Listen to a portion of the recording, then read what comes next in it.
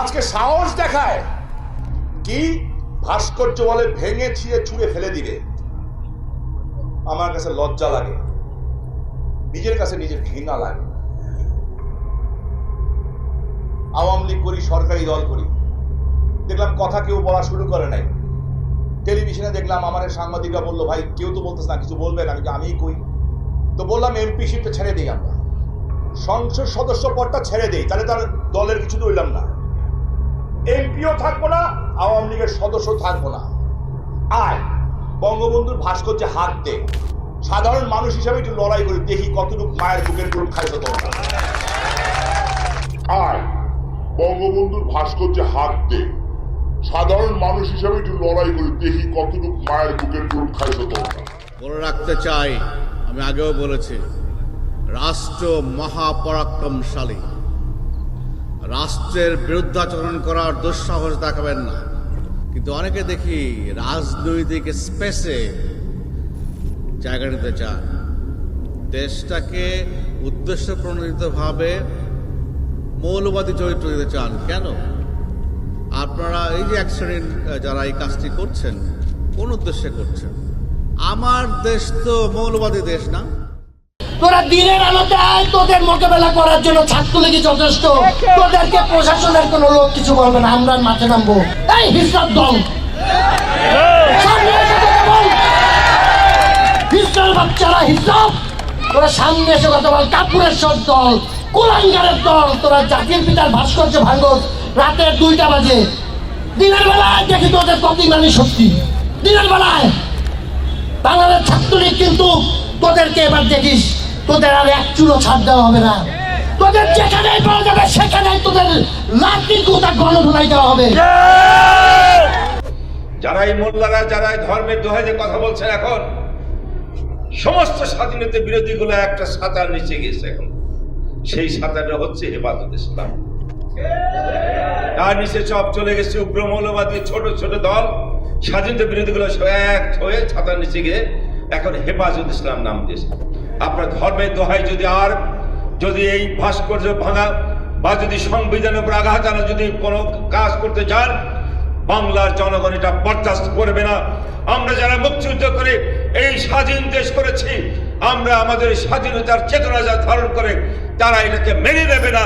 যে কোনো অপশক্তিকে আমরা রুখে দিয়ে আমরা এগিয়ে নেব। আজকে আমাদের এই প্রজন্মের সময় আসছে আর একটা যুদ্ধে নামার, এবং 9 মাস না 6 মাসের মধ্যে এই মৌলবাদী শক্তিকে পরাজিত করে সারা জীবনের জন্য তাদের পাকিস্তানের ফেরত দিয়ে পাঠাতে হবে। আজকে তারা বঙ্গবন্ধুর বিরুদ্ধে কথা বলছে, কালকে তো গোটা বাংলাদেশের বিরুদ্ধে কথা বলবো। বলে এটাকে ইসলামী হুকুমত করতে হবে, শরিয়া আইন চালু করতে হবে, ব্লাসফেমি আইন চালু করতে হবে। সরকারের উচিত এখন মৌলবাদীর বিরুদ্ধে, সাম্প্রদায়িকতার বিরুদ্ধে একটা কঠোর অবস্থানে যাওয়া। সেই নষ্টভ্রষ্ট মামুনুল হককে উদ্দেশ্য করে হুঁশিয়ারি করে বলতে চাই, আপনারা বুড়িগঙ্গার ধারের কাছে আইসেন, সব কয়টারে বুড়িগঙ্গায় ভাসাবে। বঙ্গবন্ধুর ভাস্কর্য প্রতিষ্ঠা হবে, কোনো অপশক্তি নেই এটাকে ঠেকানোর। আর এটা নিয়ে যারা বেশি হুমকি ধামকি দেবে, তার বিরুদ্ধে রাষ্ট্র আইনি ব্যবস্থা নেবে। কথায় কথায় তারা ইসলামের কথা কয়, মুসলমানের একটা আকাম করবে, তারপরে হাদিস আর কোরআন নিয়ে আসবে। হাদিস আর কোরআন কি তুমি একা পড়ছো? আর জাতির পিতা বঙ্গবন্ধুর যদি ঐশ্বরিক ক্ষমতা না থাকতো, তাহলে জাতিকে স্বাধীনতা দিতে পারে না। এই মৌলবাদী গোষ্ঠীর দিকে আমরা বলতে চাই, আপনারা সাবধান হয়ে যান। বাড়াবাড়ি বেশি করে ফেলেছেন, আপনাদের বাড়াবাড়ি বেশি আমরা শুনছি। সরকারের ঊর্ধ্বে কেউ নয়। এই বাংলাদেশ আওয়ামী লীগ ঘাড়ে হাত রেখে বন্ধুত্ব করতে জানে, বেশি বাড়াবাড়ি করলে ঘাড় মটকে দিতেও জানে।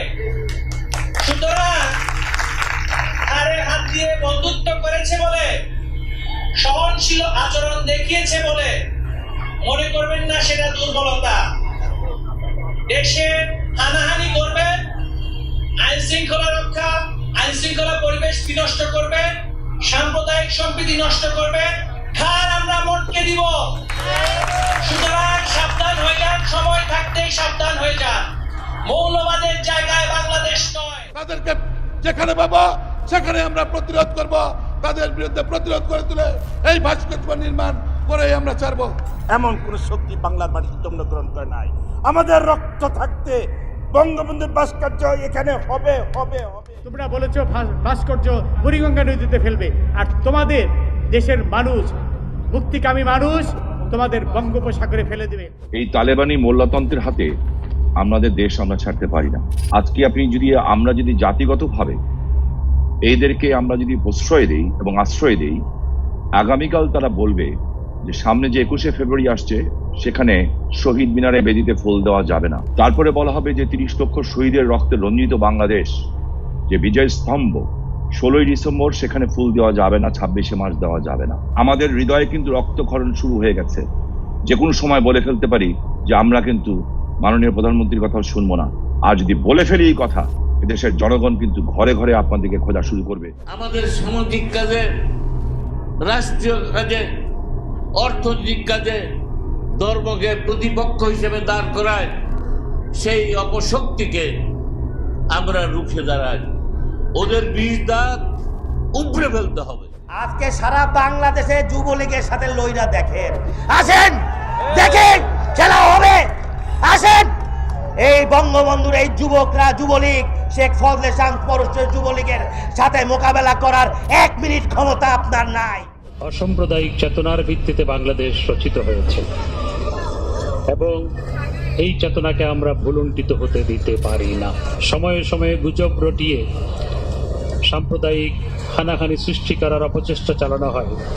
সরকার সেটি কঠোর হস্তে দমন করেছে, ভবিষ্যতেও সেটি কঠোর হস্তে দমন করা হবে। আমাদের যেহেতু একেবারে ইউনিয়ন থেকে রাজধানী পর্যন্ত অফিস আদালত আছে, আমরা এদেরকে চিনে রাখি।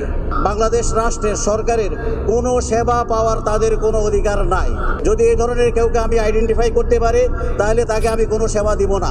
তাকে আগে স্বীকার করতে হবে বঙ্গবন্ধু জাতির পিতা, বঙ্গবন্ধুর নেতৃত্বে বাংলাদেশ স্বাধীন হয়েছে এবং বঙ্গবন্ধুর প্রতি অবিচল শ্রদ্ধা তাদেরকে রাখতে হবে। বাংলাদেশের সমস্ত স্কুল এবং কলেজের সরকারি এবং বেসরকারি শিক্ষকদের পক্ষ থেকে বলছি, আমরা এই আঘাত সহ্য করব না। আমরা will fight in the education sector culturally through our teaching learning process. জাতির পিতা বঙ্গবন্ধু শেখ মুজিবুর রহমান এরকম একটি শক্তি, তাকে ধর্মের সাথে মিলিয়ে ফেলা, আর কোথাও না পেরে এই জায়গায় ঢোকানোর চেষ্টা করে, সেখান থেকে প্রতিহত করা আমার দায়িত্ব।